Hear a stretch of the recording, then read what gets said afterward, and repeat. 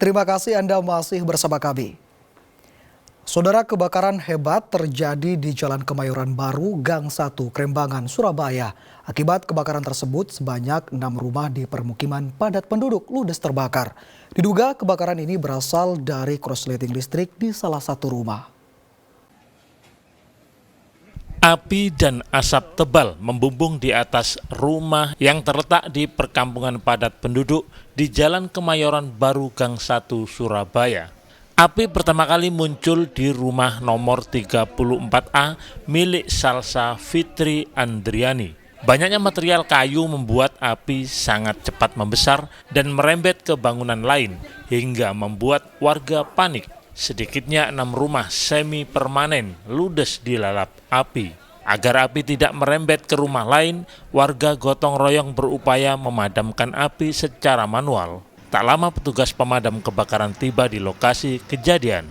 Sebanyak 60 petugas dengan 16 mobil pemadam diterjunkan untuk menjinakkan api. Menurut Kepala DKPP Surabaya, Laksi Tarini, banyaknya rumah terbuat dari kayu serta lokasinya di permukiman padat penduduk membuat api sulit dipadamkan. Kebakaran diduga berasal dari korsleting listrik di salah satu rumah. Kebakaran yang ada di Jalan Kemayoran 1 nomor 34 ini berawal dari kita mendapatkan info dari Command Center jam 8.04. Kemudian teman-teman damkar semua ke lokasi PKK jam 8.20 sudah sampai lokasi, langsung melakukan pemadaman. Berapa personel yang diterjunkan sendiri, Bu? Kalau yang berangkat kita kurang lebihnya ada 60-an. 60-an ya. Karena kita ada 16 unit mobil. Tidak ada korban jiwa dalam peristiwa ini, namun kerugian diperkirakan mencapai ratusan juta rupiah. Selamat Riyadi melaporkan dari Surabaya. Saudara, Satuan Reserse Kriminal Polres Tuban menangkap 2 pembobol konter ponsel yang terekam CCTV. Selain menangkap 2 pelaku yang masih di bawah umur, petugas juga menyita barang bukti berupa 3 unit iPhone. Konter iPhone yang dibobol maling ini berada di Jalan Panglima Sudirman, Kelurahan Sukolilo, Kabupaten Tuban. Kedua pelaku warga Tuban ini masih berusia 15 dan 13 tahun. Polisi memburu kedua tersangka berdasarkan rekaman CCTV dan menangkap mereka di rumahnya masing-masing. Petugas juga menyita barang bukti yakni 3 unit iPhone, box iPhone, video rekaman CCTV, serta jaket dan celana yang dipakai pelaku saat membobol konter. Akibat pencurian ini, kerugian ditaksir mencapai 25 juta rupiah. Kedua pelaku nekat membobol konter iPhone karena ingin memiliki ponsel mahal itu untuk dipakai sehari-hari. Tersangka ini ada 2 orang. Yang pertama inisial MS.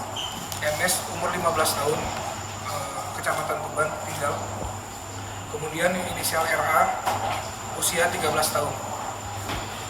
Adapun modus yang digunakan oleh para pelaku ini adalah pada malam hari memanjat dengan merusak pintu, kemudian mengambil handphone sebagaimana yang ada di konter. Adapun kerugian material diperkirakan sebesar 25 juta. Polisi akan memperlakukan kedua pelaku dengan proses hukum khusus, sebab keduanya masih di bawah umur. Sapari Ranuwijaya melaporkan dari Tuban.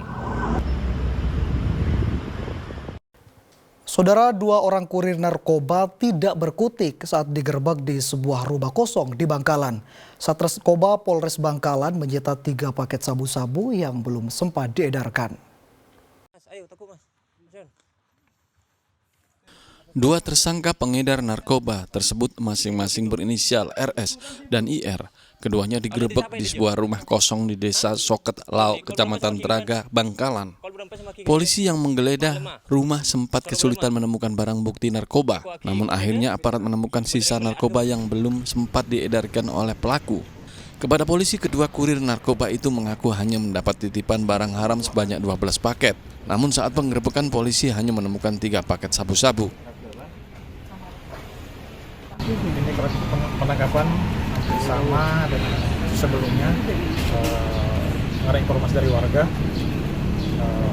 yang bersangkutan ini memakai di Teraga ya. Tapi pada saat penangkapan yang 2 orang ini hanya memakai.